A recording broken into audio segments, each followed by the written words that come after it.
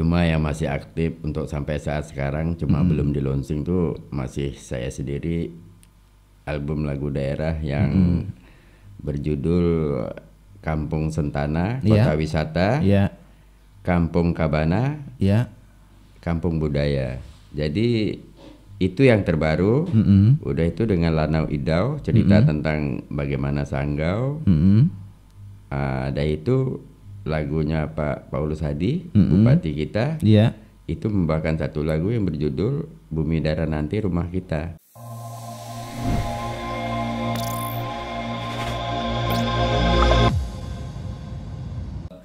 Oke teman-teman, jadi pada kesempatan kali ini aku kedatangan tamu lagi yang sebenarnya sudah tidak asing. Jadi tamunya ini adalah tamu senior, musisi senior.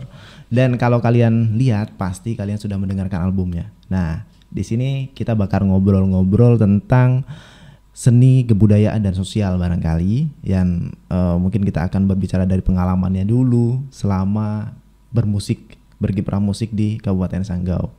Oke, ini di sebelah saya sudah hadir Bang Tanto. Tanto Apayjolu. Selamat malam Bang. Selamat malam juga. Sebelumnya saya ingin mengucapkan Assalamualaikum untuk para pendengar Sahabat Dumai. Semoga semuanya sehat selalu. Salam sejahtera, rukun dan damai. Bersama saya seniman Tanto Apayjolu. Boleh kasih tepuk tangan dong. Tepuk tangan dong. Jadi nih, ini adalah sebuah kesempatan yang sangat luar biasa ya aku bisa ketemu sama Bang Tanto ini, karena waktu itu aku inbox Abang itu masih di Malang atau di mana Bang ya? Iya, di Surabaya. Di Surabaya. Keliling-keliling di kabupaten yang ada di Jawa Timur waktu itu dalam rangka liburan lah. Liburan ya. Nah, itu sempat inbox ya waktu itu aku inbox sama Abang kan. Kemudian Bang, Abang lagi di mana? Dan waktu itu tuh memang aku udah kepikiran, aku pingin ngobrol nih masalah tentang seni dan budaya, apalagi Abang kan udah banyak ciptain lagu nih kan. Jadi bagi generasi-generasi yang milenial yang saat ini nih, yang mau bikin lagu, mau bikin apa itu seperti apa sih gitu ya.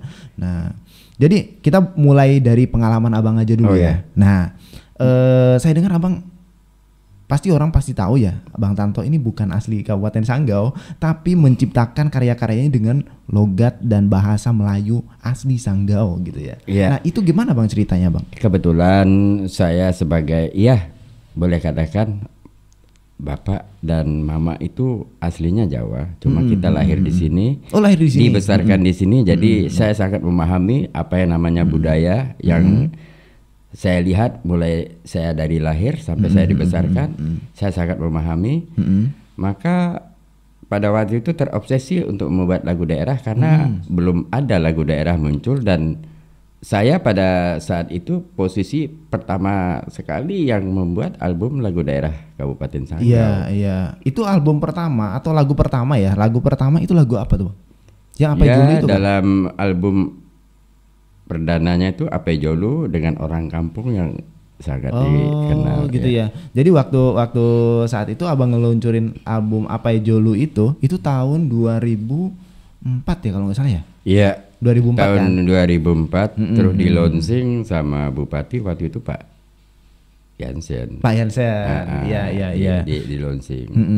Nah, pada saat itu Abang ngebuat album itu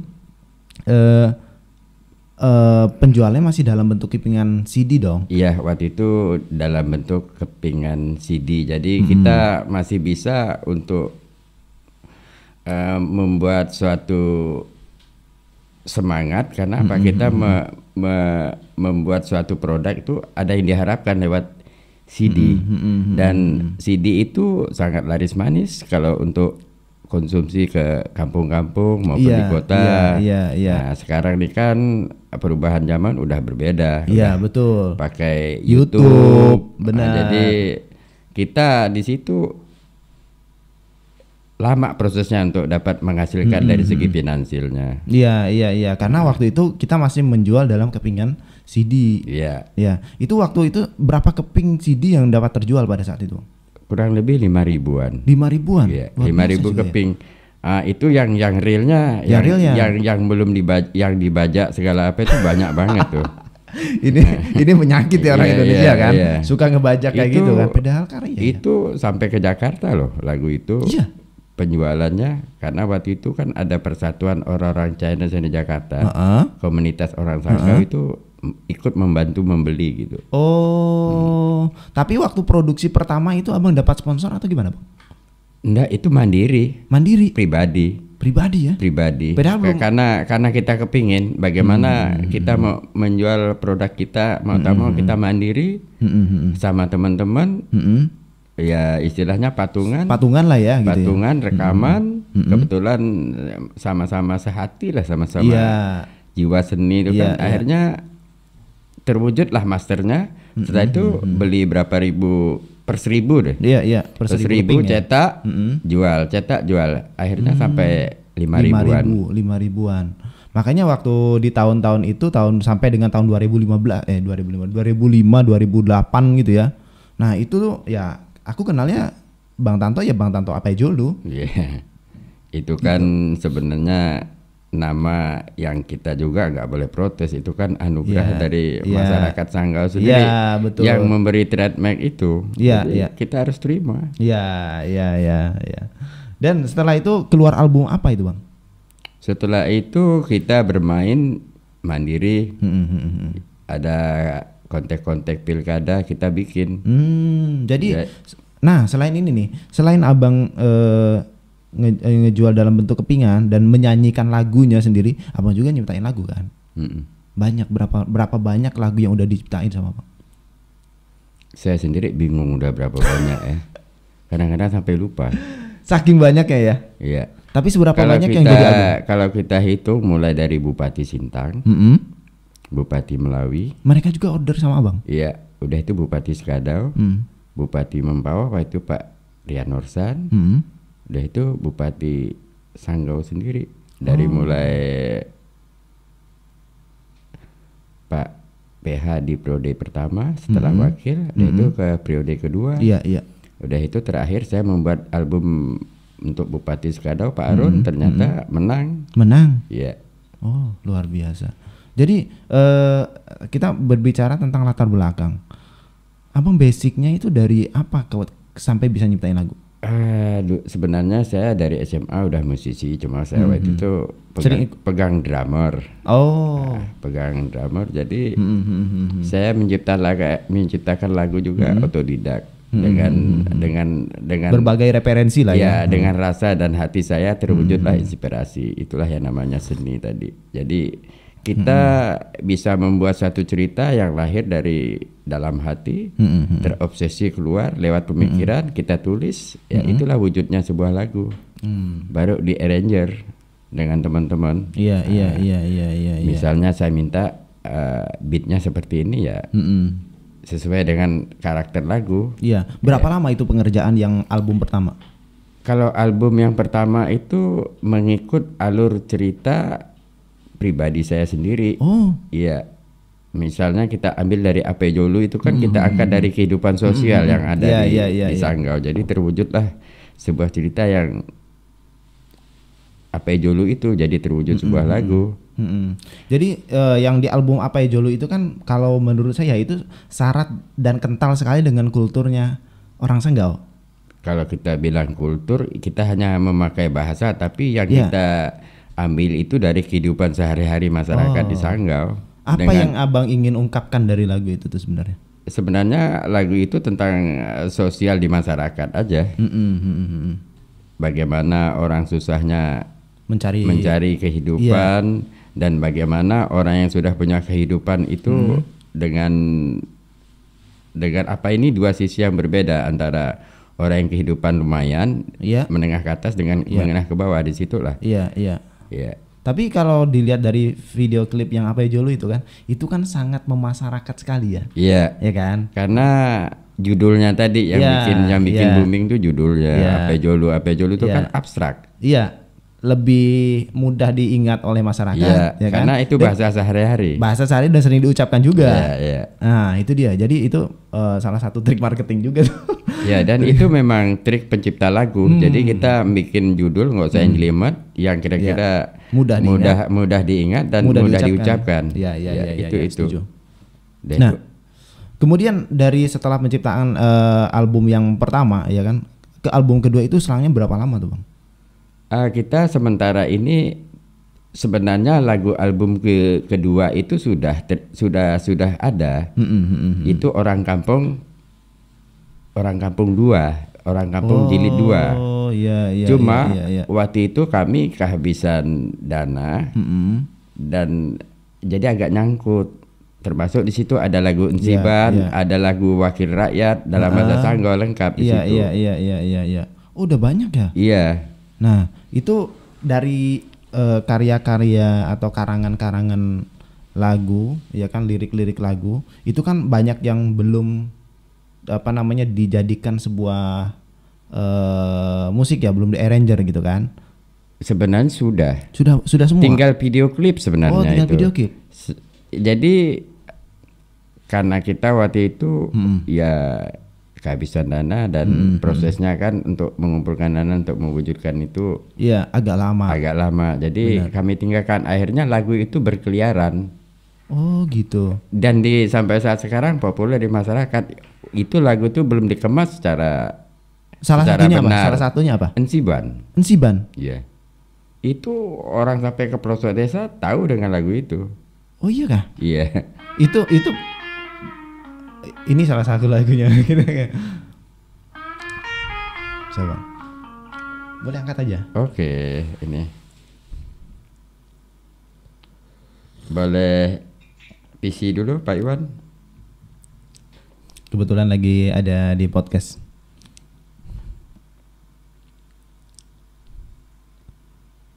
Halo. Assalamualaikum Pak Iwan. Ini kita lagi di podcast nih. Luar biasa ya. Lagi di podcast. Ini Pak Iwan dari bagian kebudayaan. Iya betul. Dari ini juga kebudayaan. Pak Iwan lagi ditunggu. Next time-nya kapan bisa hadir di sini. Kapan bisa hadir gitu? Di podcast. Lagi ada tamu di rumah Bang. Oh ya. Ya, nanti kita jadwalkan. Lanjut dulu ya. Oke, ini Komandan, kapan bisa hadir? Nanti kita jadwalkan ya. Mantap. Oh iya dong. Itulah ditunggu sebenarnya. Ditunggu ya. Kapan nanti kita jadwalkan? Karena kemarin juga udah menyinggung Pak Iwan kapan-kapan bisa kesini gitu, berkolaborasi. Ceritalah tentang dunia kita ya.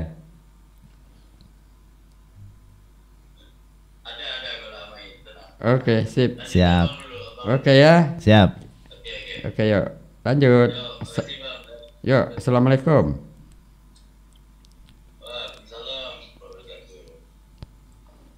Nah, kebetulan ini dari Kabid Kebudayaan. Nah, yang nelpon kan. Nah, itu waktu itu sempat kontak-kontakan juga nih sama Bang Iwan. Bang, kapan bisa hadir nih kita ngobrol gitu ya.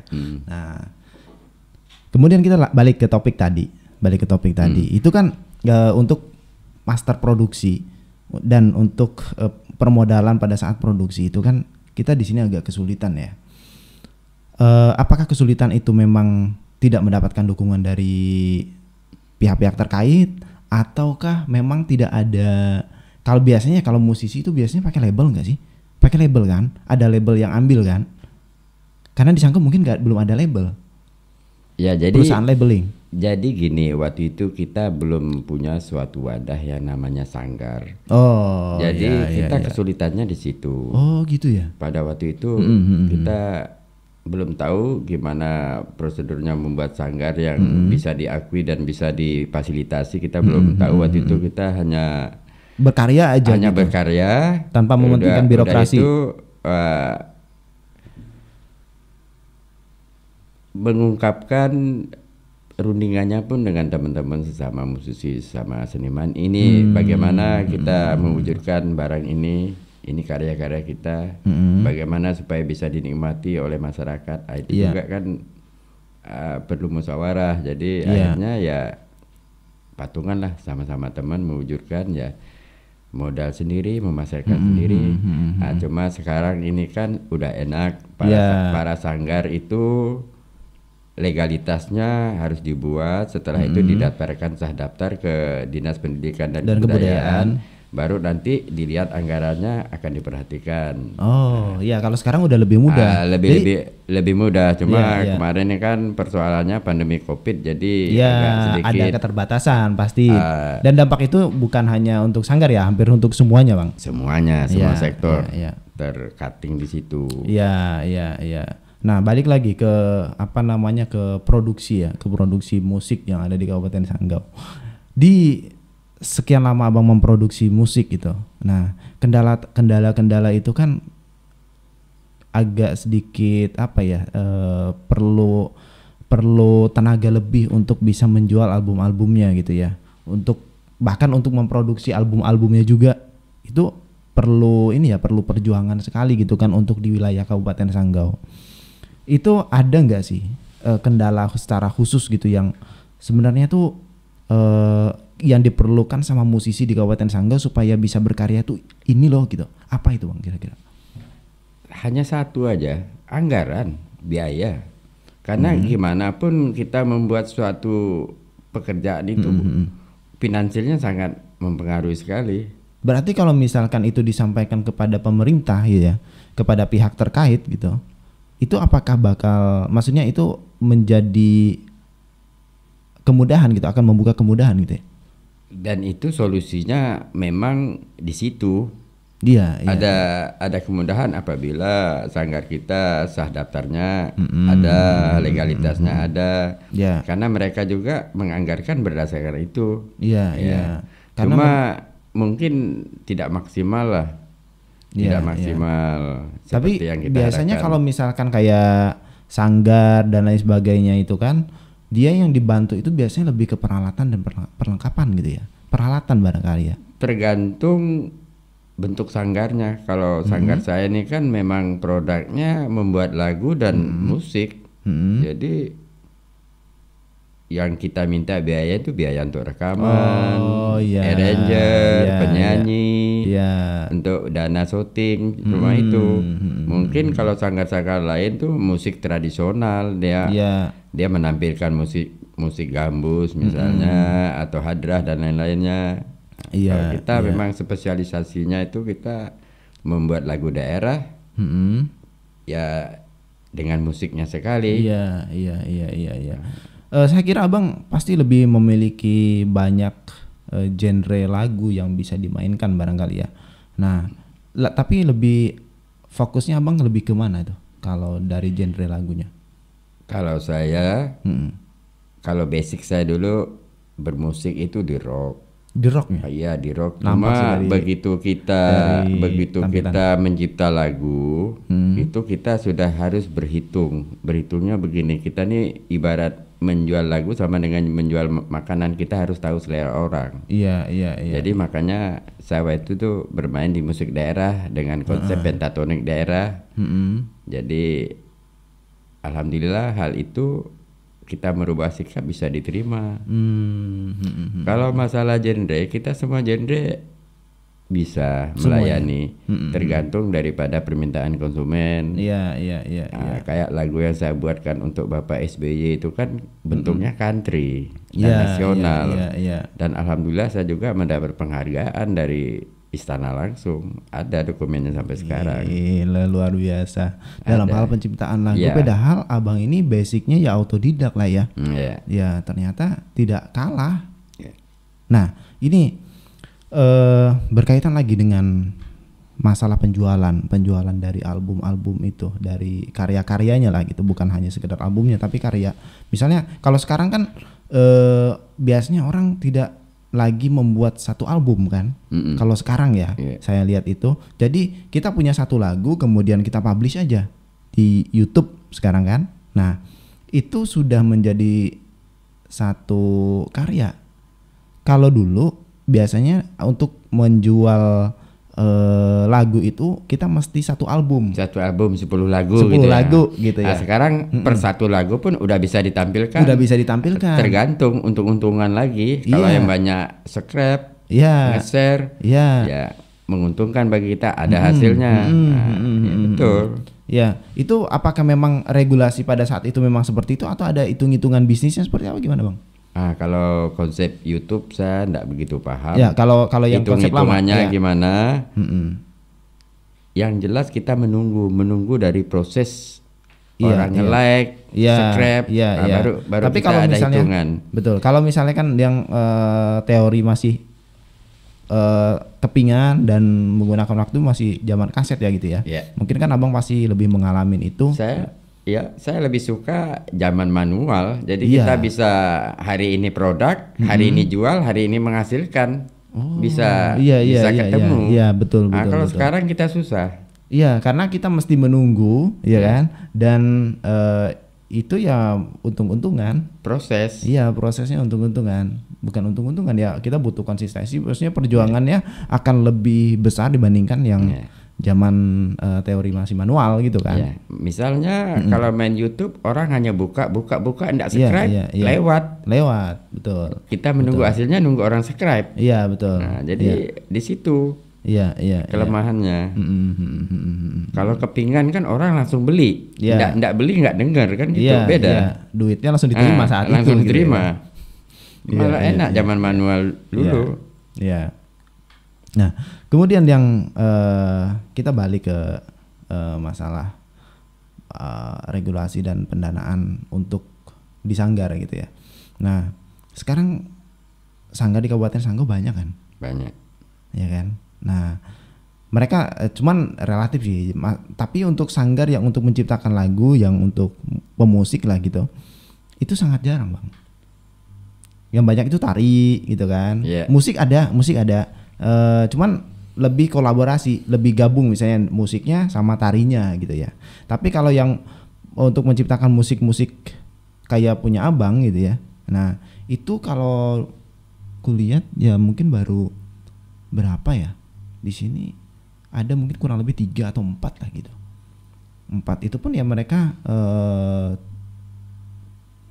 tidak mengarang lagu, tidak mengarang lirik gitu. Coba sekarang lagu keluaran baru yang ada di Kabupaten Sanggau, maksudnya ya nyanyian atau lagu keluaran baru yang dari Kabupaten Sanggau apa coba? Sebenarnya mereka itu punya karya, cuma tidak terpublish. Kalau saya lihat mereka ini kadang-kadang tidak dipantau dulu. Karena bagaimanapun dari musik maupun dari bentuk lagu, notasi-notasi lagu itu harus bisa bagaimana merangsang orang agar orang itu tertarik, kuncinya di situ. Iya.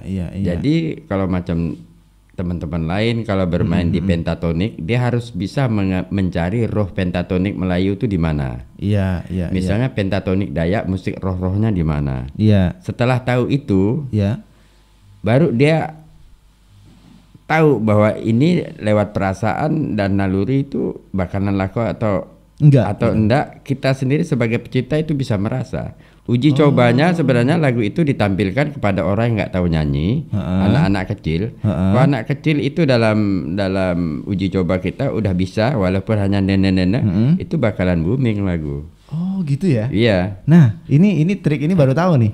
Ya memang semua pencipta lagu seperti itu, kita udah referensi. Ini untuk khusus lagu yang ini semua lagu ya? Semua lagu. Oh gitu? Iya. Oh ternyata sangat sesederhana itu ya? Iya. Jadi kalau kita ego, misalnya kita membuat lagu berkarakter jazz, karena kita ego, kita seorang musisi jazz, ya konsumennya orang-orang jazz. Kalau kita bawa ke menengah ke bawah nggak bakalan laku. Iya, karena itu jadi kalau kayak gitu jadi lebih segmented kan. Nah, tapi kalau misalkan kita memang orientasinya ke bisnis ya seperti abang itu, iya kan, lebih cepat laku, mana yang cepat didengar orang itu yang lebih nyaman gitu ya. Oh seperti itu. Jadi abang memang lakukan seperti itu ya? Iya, kita karena kita sebagai pelaku seni itu punya feeling itu berasa. Betul. Macam saya pernah buat lagu waktu itu, saya tengok Anas ya, ini iseng-iseng aja nengok Anas. Malam ini saya ciptakan, besok rekaman, lusanya itu langsung video. Jadi 3 hari dari mulai membuat lagu, rekaman, syuting 3 hari lagu itu jadi. Mau diekspos, teman-teman pada takut. Kenapa? Takut kena angkut. Waktu itu kan Anas yang diekspos. Oh. Ku tunggu janjimu di Tugu Monas. Itu kan akhirnya sebenarnya kalau pada saat itu berani mungkin kondisinya pasti beda. booming Pasti booming. Ya kan? Setelah Anas masuk penjara baru dikeluarin lagi itu. Udah nggak ini lagi kan. Udah nggak itu lagi. Oh, jadi abang sempat nyiptain lagu itu? Sempat, masih ada lagunya. Gila. Serem tuh ya. Iya. Jadi dan itu syairnya saya tidak mengarang. Syair yang di TV itu saya transfer, saya bikin notasi, ya itu. Oh gitu. Jadi kita mengangkat bait-bait berita, diskusi yang ada di televisi itu. Kalimat itu saya tumpahkan, saya tulis. Iya. Saya bentuk dalam lagu. Iya. Dan jadi itu ya. Dan jadi. Dan lagu itu sangat bagus. Anak kecil ya tahu. Iya. Ah, ini trik ini yang sebenarnya mesti yang diadopsi sama anak-anak saat ini barangkali ya. Nah, oleh sebab itu mungkin ini bisa jadi salah satu penyebab kenapa Sanggau belum kedengaran lagi nih. Iya kan? Belum kedengaran lagi ada lagu-lagu baru yang diciptakan dari generasi-generasi yang saat ini. Cuma yang masih aktif untuk sampai saat sekarang cuma belum di launching tuh masih saya sendiri, album lagu daerah yang berjudul Kampung Sentana, Kota Wisata, Kampung Kabana, Kampung Budaya. Jadi itu yang terbaru. Udah itu dengan Lanau Idau, cerita tentang bagaimana Sanggau. Ada itu lagunya Pak Paulus Hadi, Bupati kita. Itu membawakan satu lagu yang berjudul Bumi Darah Nanti Rumah Kita. Jadi kami belum berani mengekspos di YouTube, tunggu launching dari beliau. Makanya kami itu udah rampung kita kerjakan akhir-akhir ini. Semuanya ada 6 lagu. Iya. Keren, berarti udah mulai banyak nih nanti. Itu memang kita unsur musiknya berubah total. Artinya itu lebih ke musik apa dong? Kita bermain di pentatonik, khas tidak jauh dari khas musik Melayu. Cuma kita bikin konsep agak modern sedikit, jadi di pangsa pasar bisa diterima. Iya. Kalau berbicara, saya ingin berbicara kepada kebudayaan, Bang. Nah, kebudayaan ini kan sangat kaitan erat dengan musik, ya kan, dengan karya-karya seni gitu ya. Nah, kalau abang melihat dari kebudayaan Kabupaten Sanggau ini, apa sih, Bang? Seperti apa gitu? Sebenarnya yang namanya kita pisah dulu ya, antara orang biasa nyebut seni budaya. Iya. Seni itu adalah rasa. Kalau kita mau menggali yang sebenarnya seni, lahir daripada rasa. Rasa itu tertuang dari hati. Iya. Baru yang namanya budaya itu adalah gerak. Gerak karena proses dari rasa tadi. Oh, ya. Makanya ada tarian, itu salah satu gerak yang dinamakan budaya. Makanya antara seni dengan budaya itu nggak bisa lepas. Antara rasa dengan gerakan tadi itu. Itu yang sebenarnya kalau kita mau memahami yang makna daripada itu. Cerita tentang kebudayaan yang ada di Kabupaten Sanggau itu sebenarnya tetap eksis berjalan. Iya.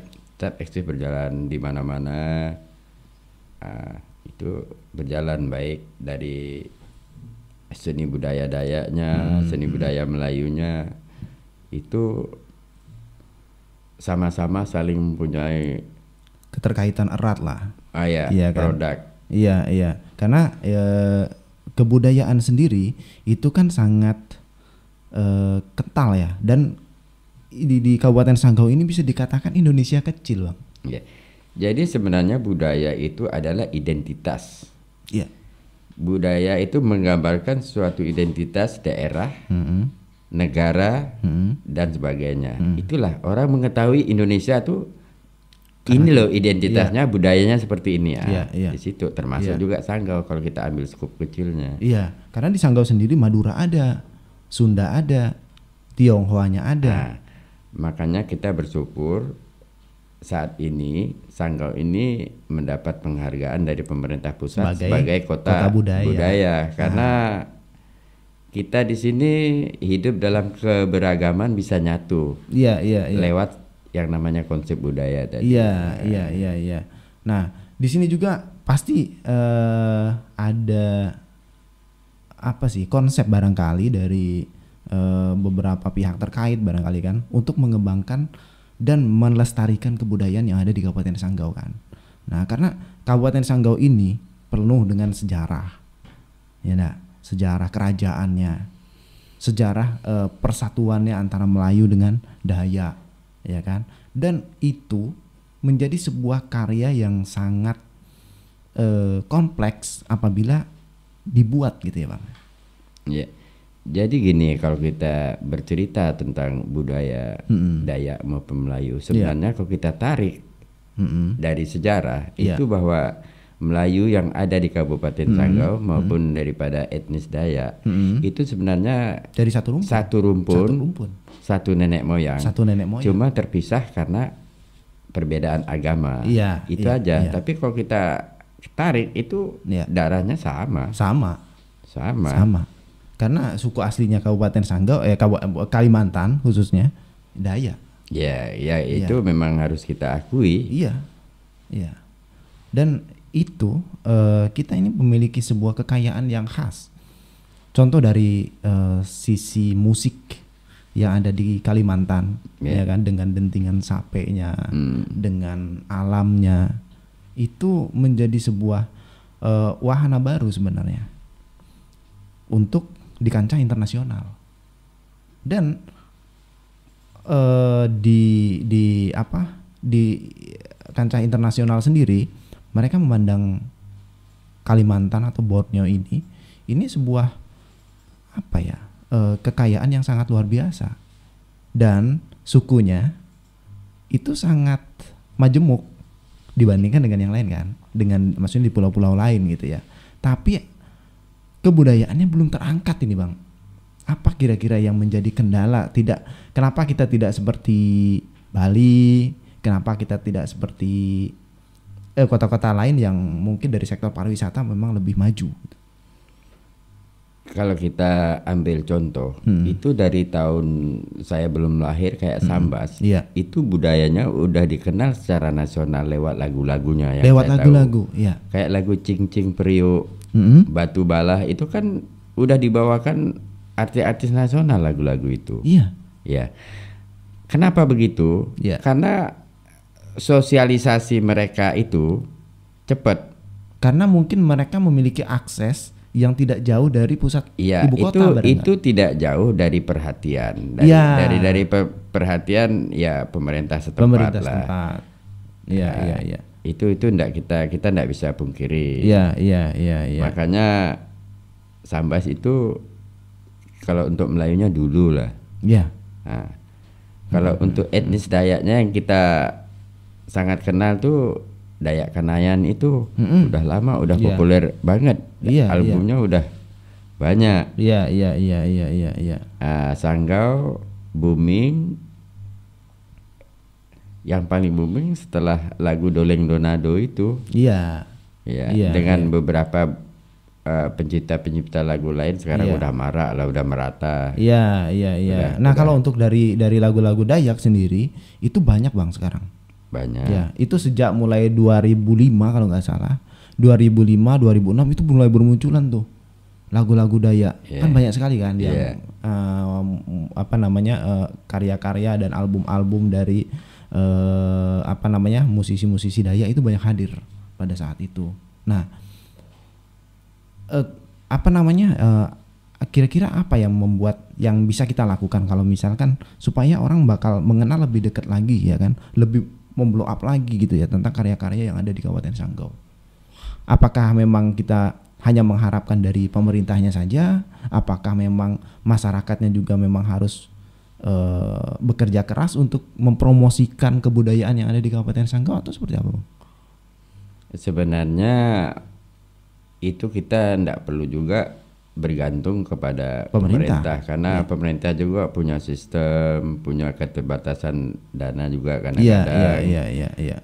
Apalagi sekarang musim pandemi, sebenarnya kita sendiri itu dia, sebenarnya Bang, yang berakselerasi yang yang harus bergiat. Iya, bedanya dengan musisi-musisi di ibu kota itu kan mereka rata-rata memang orang mampu kayak Ahmad Dhani. Kalau seandainya musisi Sanggau ada yang punya kemampuan seperti Ahmad Dhani, saya rasa udah dengan sendirinya bisa jalan. Tapi mungkin bisa jadi kalau misalkan mungkin dari grup atau dari band atau dari sanggarnya itu tidak memiliki dana untuk blow up, tapi mungkin ada investor yang bisa untuk mengangkat itu gitu kan. Saya rasa kalau seperti di kota-kota besar ya, saya lihat juga seperti itu Bang. Artinya misalnya kayak ada satu orang yang berbakat ini kemudian disponsorin, ya kan, bisa aja kan. Sebenarnya enggak perlu disponsori kalau kita mau bekerja keras. Bisa terwujud, bisa. Bisa. Satu, misalnya kita ngamen. Ngamen misalnya di lampu merah. Tujuan ngamen untuk mendapatkan finansial kan. Untuk finansial, untuk menghibur proses juga. Proses pembuatan album misalnya. Habis itu kita keliling-keliling bawa proposal. Saya rasa kalau kita bekerja keras dengan konsep itu bisa jalan. Bisa jalan. Tapi seberapa banyak orang yang bisa melakukan itu kan? Nah, cuma itu kan kadang-kadang kita mikir juga mau keliling-keliling mungkin karena kita dituntut untuk kegiatan yang lain atau gimana. Sebenarnya inilah sebenarnya yang perlu disepakati dengan teman-teman. Cuma kadang-kadang teman-teman kalau mau mencari dana seperti itu kadang ada sedikit riskan, Mbak. Riskannya Iya, keliling-keliling itu door to door, naik kantor, turun kantor, door to door kepada pengusaha swasta kadang-kadang kan. Namanya kita minta bantuan kan ya seadanya orang ngasih. Jadi karena kendalanya di situ juga. Iya, benar. Cuma kalau kita mau bekerja keras seperti itu enggak bisa banyak lagu, mungkin satu lagu, dua lagu bisa terwujud. Bisa terwujud lah. Yang penting kan setidaknya ada gitu ya. Ada yang muncul dari Kabupaten Sanggau yang kemudian nanti bisa dikenal lah oleh banyak orang gitu. Nah, dari kalau misalkan ini, karena ini kan landing sektornya pasti ke pariwisata kan. Kalau semuanya ini bisa berimbang, ini saya rasa Sanggau akan lebih pesat dari beberapa tahun sebelumnya. Karena mereka mengenal kebudayaannya, mereka mengenal musiknya, mereka mengenal pariwisatanya. Benar nggak? Sebenarnya kalau dinas pariwisata maupun pendidikan dan kebudayaan itu mau sedikit bekerja keras, ya istilahnya memperhatikan bagaimana kita menjual, memperkenalkan aset-aset wisata yang ada di Kabupaten Sanggau. Tentunya lewat lagu. Lewat lagu dengan gambar-gambar tadi, mana titik-titik yang mau dijual. Lagu tuh misalnya menjelaskan tentang daerah dan lokasi itu misalnya tentang Pancoraji itu kayak apa, kita kumandangkan lewat lagu, jadi orang mengerti historis Pancoraji itu seperti apa. Itu memang harus macam kalengkang. Kalengkang itu kan salah satu produk dari Kampung Muara Kantu. Waktu itu mereka punya cerita bagaimana menyulam benang emas, benang perak dan lain-lain, membuat suatu kalengkang. Tapi mereka kesulitan untuk menceritakan. Jadi cerita lewat buku itu belum tentu orang mendengar, membaca. Tapi akhirnya saya membuat lagu, diminta untuk membuat lagu kalengkang. Saya ceritakan tentang kalengkang. Bahwa kalengkang khas budaya Sanggau itu seperti ini.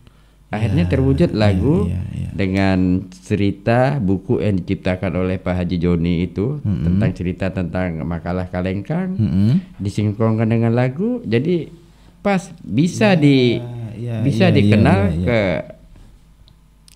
luar daerah. Bahkan secara nasional orang udah tahu bahwa Kalengkang khas Sanggau tuh seperti ini. Diceritakan lewat lagu dan buku. Berarti jadi nyambung. Berarti lagu ini menjadi sebuah menjadi salah satu trigger. Salah satu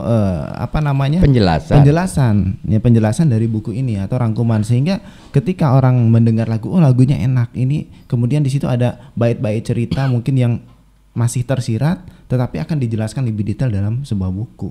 Jadi dapat kejualnya dua tuh. Lagunya kejual, bukunya kejual. Kalengkangnya pasti kejual, daerahnya kejual.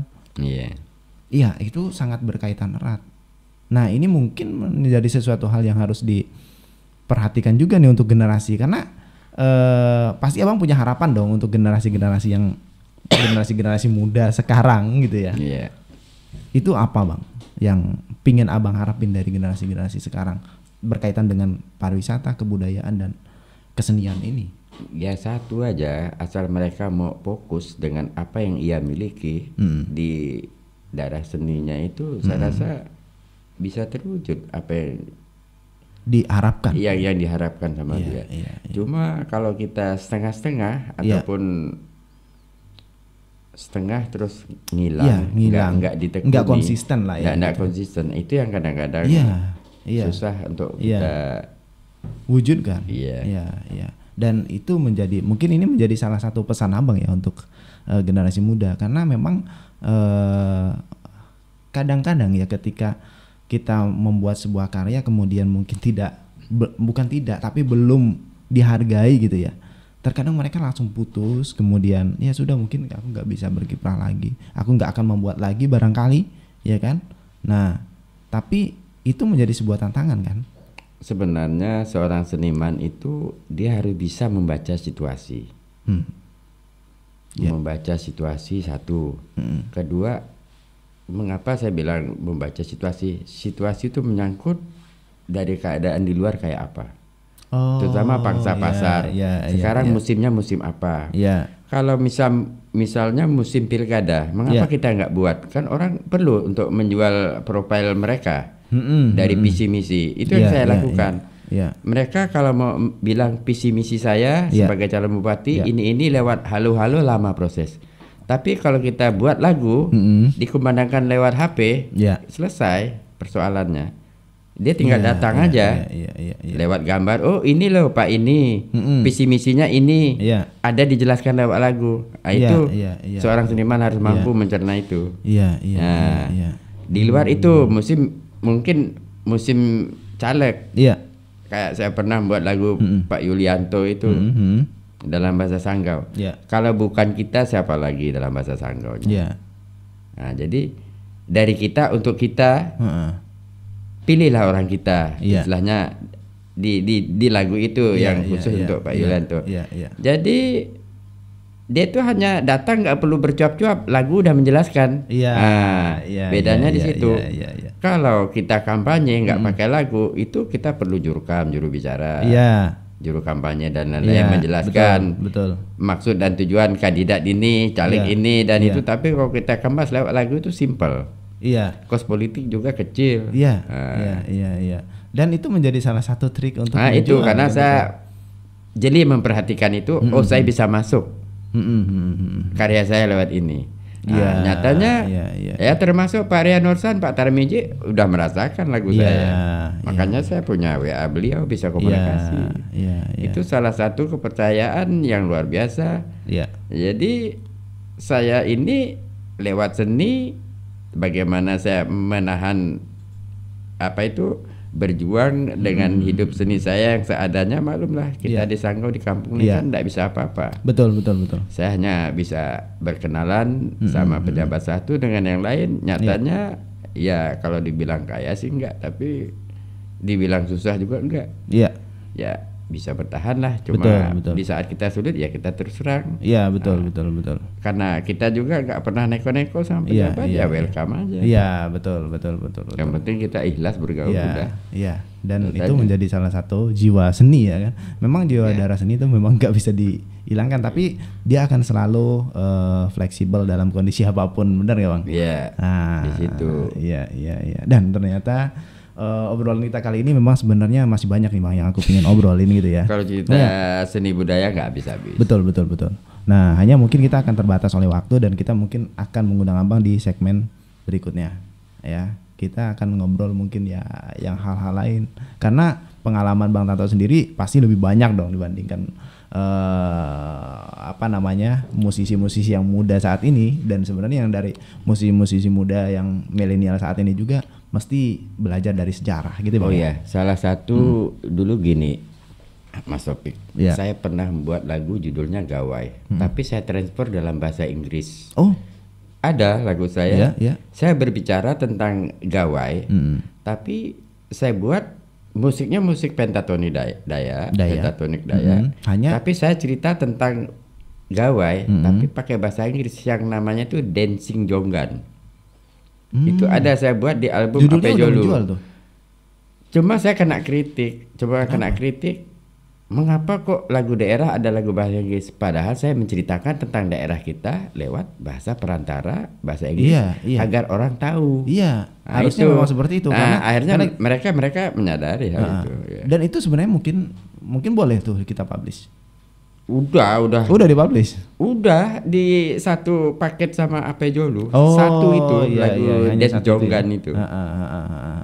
Dan itu menjadi sebuah karya yang udah hadir. Nah, mungkin siapa tahu nanti yang di generasi saat ini bisa mengkolaborasikan atau mengimprove sekali dengan teknik-teknik seperti yang pernah Bang Tanto jalani gitu ya kan. Dan mungkin saya rasa kalau misalkan di kondisi saat ini dengan media sosial yang pesat gitu perkembangannya, pasti akan lebih viral dong. Ya kan? Cuma pengalaman saya membuat lagu yang paling lengkap itu di saat saya membuat album pertama kampanyenya Bupati Sanggau. Ya. Itu semua etnis ada. Ya. Semua etnis ada. Maduranya saya buat, Melayunya saya buat, Dayaknya saya buat, Jawanya saya buat. Jadi komplek di situ. Ya. Jadi beberapa suku yang ada di Kabupaten Sanggau semuanya saya buat lagunya. Iya. Termasuk Mandarin. Begitu susahnya orang Cina saja belum tentu bisa bahasa Mandarin, tapi saya mencari 3-4 guru bahasa Mandarin, akhirnya terciptalah sebuah lagu yang betul-betul Mandarin. Dengan pentatonik Mandarin, dengan musik-musik Mandarin. Jadi itu begitu sulit itu saya bagaimana menciptakan sebuah pentatonik Mandarin sedangkan bahasanya ini bahasa Mandarin beneran. Iya. Nah, jadi nanti kalau kita buat dangdut, tahu-tahu syairnya syair Mandarin itu nggak akan nyambung. Yang kita supaya senyawa ini kita berusaha mencari pentatonik Mandarinnya akhirnya ketemu jadi lagu itu. Iya, itu sudah dipublish juga. Udah, tapi untuk komunitas. Oh, untuk komunitas Tionghoa. Iya, waktu itu dan kebetulan nih penyanyinya juga orang Tionghoa. Nah, ini juga karya-karyanya udah banyak sekali kan, Bang. Nah, ini menjadi salah satu contoh dan motivasi barangkali buat musisi-musisi yang saat ini. Nah, ini kembali lagi memang, Bang. Saya memang agak menekankan kepada teman-teman yang pingin berkarya di zaman sekarang gitu ya. Nah, karena memang harus memperhatikan beberapa hal supaya kebudayaan yang ada di Kabupaten Sanggau ini bisa beriringan gitu, Bang. Pariwisatanya bisa naik, kebudayaannya bisa naik, keseniannya bisa naik, sehingga Kabupaten Sanggau ini di kemudian hari ya pasti akan jauh lebih baik lah bersaing dengan kota-kota atau daerah-daerah yang sudah settle barangkali seperti Bali dan sebagainya. Oh ya, lupa Mas Topik, saya 3 tahun yang lalu sudah membuat konsep. Konsepnya itu yaitu saya ingin membuat pagelaran seni budaya negeri serumpun. Itu melibatkan beberapa negara. Pertama Brunei, dan itu Sabah, dan itu Sarawak, Indonesia. Dan kita waktu itu fokus ingin mencari titik yang aman itu di Ntekong. Pertama jaraknya tuh enggak begitu terlalu jauh. Bisa dijangkau dari sini dan juga. Dan itu saya pernah membuat proposal itu sampai ke tingkat kementerian. Cuma waktu itu dilanda pandemi Covid. Iya. Dan waktu itu saya sudah menerobos Brunei, Sabah, Sarawak, Dan pada saat tahun 2019 acara Praje itu para pelaku seni, seni tari, penyanyi, pemusik saya tampilkan teman-teman saya dari Malaysia untuk tampil di Praje tahun 2019. Itu sebenarnya ke depannya itu kita ingin membuat satu pagelaran, semua negara berkumpul di Intekong, bikin yang namanya seni budaya negeri serumpun. Mengapa saya bilang gitu? Di Malaysia yang namanya di Kampung Sri Arjuna itu ada gamelan Jawa yang mereka sendiri tidak tahu dan tidak kenal dengan Jawa-Jawa yang ada di Indonesia, padahal mereka tahu bahwa nenek moyang dia dari Indonesia. Oh gitu. Saya sudah ketemu dengan G3, ingin saya pertemukan lewat pagelaran seni budaya negeri serumpun. Kedua, kita kembali ke etnis Dayak.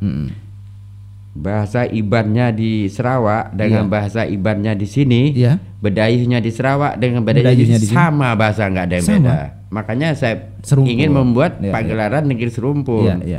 Dah itu kita kembali ke Padang. Padang di Malaysia dengan Padang di sini sama. Bugisnya juga gitu. Mengapa kita tidak menjalin silaturahmi membuat satu pagelaran? Nah, di sini saya gagal pandemi Covid. Saya udah ketemu dengan Menteri Pelancongan, Menteri Pariwisata Malaysia, udah ketemu. Bahkan yang saya bawa itu kemarin Datuk Dr. Adi Badio Zaman Tua yang kemarin itu datang ke sini. Itu orang petinggi Sarawak itu. Dan saya membawa mereka tanpa biaya sesen pun. Justru berterima kasih panitia di sini waktu itu disambut hangat sama Pak Gusti Arman. Pangeran Ratu Raja Sanggau. Itu suatu gebrakan bukti yang saya buktikan di Sanggau. Dan mudah-mudahan masyarakat Sanggau melihat nyata itu. Seorang Ape Jolu sendiri mampu mendatangkan 70 orang para pelaku seni dengan biaya mereka. Mereka juga di sana sudah menganggarkan lewat pemerintah mereka, lewat APBD mereka untuk mengadakan ini pagelaran seni budaya serumpun ini sebagai pengganti pagelaran Wonderful yang ada di Tekong, karena itu lebih tradisi banget. Nah, itu saya gagal di pandemi Covid ini. Dan mudah-mudahan ini bisa terlaksana nih Bang ya. Insya Allah. Pasti harapan ya. Insya Allah. Saya waktu itu pun sudah ketemu dengan Profesor Hairil Effendi, kebetulan tokoh Melayu, Ketua MABM Kalimantan Barat. Udah saya pertemukan dengan tamu-tamu saya dari Malaysia. Itu mudah-mudahan setelah pandemi Covid saya bisa mewujudkan ini terlaksana. Kan indah kalau nanti gamelan Jawa ketemu dengan para seni Jawa main di Tekong. Jadi silaturahmi erat, hubungan kedua negara pun jadi baik. Betul. Itu sebenarnya. Bahwa saya yakin bahwa budaya itu bisa mempersatukan orang. Setuju saya. Setuju. Dan mudah-mudahan ini bisa didengar nih Bang. Insya Allah. Kan? Insya Allah pasti didengar nih obrolan kita. Dan nih. ini saksi loh yang bukti yang pernah saya lakukan waktu itu. Mereka tukar cenderamata dengan Bupati waktu itu. Kejut mereka. Kok bisa datang gitu kan. Dan ini luar biasa. Dan mudah-mudahan yang pagelaran yang sempat tertunda karena COVID-19 ini, yang mudah-mudahan ini bisa terlaksana nih, dan kemudian dari pihak Indonesia juga bisa support sepenuhnya ya. Support sepenuhnya untuk mewujudkan pagelaran apa yang menjadi cita-citakan sama Bang Tanto, karena memang nanti multiplier efeknya banyak sekali nih Bang. Iya kan? Pertama hubungan erat kedua negara, 3 malah sama Brunei. Kan? Nah kemudian ketimbang mengundang Wonderful yang kan, yang artis internasional yang mereka, kan. Mereka hanya minta diundang. Mereka punya dana sendiri, kita nggak ribet. Karena mereka membawa nama misi negara, mereka punya anggaran, jadi saya tahu hal itu. Kita bisa mendatangkan turis juga kan dari mereka untuk datang ke Indonesia. Justru ramai. Mereka memberikan kontribusi, mungkin lewat dari mereka beli semacam souvenir pulang. Nah itu jadi multiplier efeknya itu di situ nanti. Nah, dan mudah-mudahan ini bisa terlaksana nih Bang. Nah, Oke Bang, kita mungkin akan ke terbatas sama waktu dan kita akan ngobrol-ngobrol nanti di lain waktu. Mudah-mudahan ini semua pembicaraan ini banyak sekali yang bisa diambil, ya kan. Dan ini juga salah satu harapan buat kita. Mudah-mudahan nanti cita-cita Bang Tanto untuk membuat sebuah pagelaran dan menghidupkan seni dan kebudayaan, bahkan pariwisata di Kalimantan Barat, ya kan, di Kabupaten Sangga khususnya ini bisa terwujud. Oke Bang, thank you Bang udah bisa hadir di Kasat Mata Studio dan saya sangat tersanjung Abang bisa datang ke sini, kita ngobrol bareng. Ya alhamdulillah juga saya merasa mendapat suatu penghormatan, bisa diundang hadir di sini, bisa melepaskan undang-undang yang ada pada hati kita. Benar. Untuk para pendengar semua, para pelaku seni, semoga barang ini bisa menjadi motivasi untuk lebih maju. Betul. Sanggau maju dan terdepan. Oke, thank you Bang. Assalamualaikum warahmatullahi wabarakatuh. Selamat malam. Wassalamualaikum. Waalaikumsalam warahmatullahi wabarakatuh.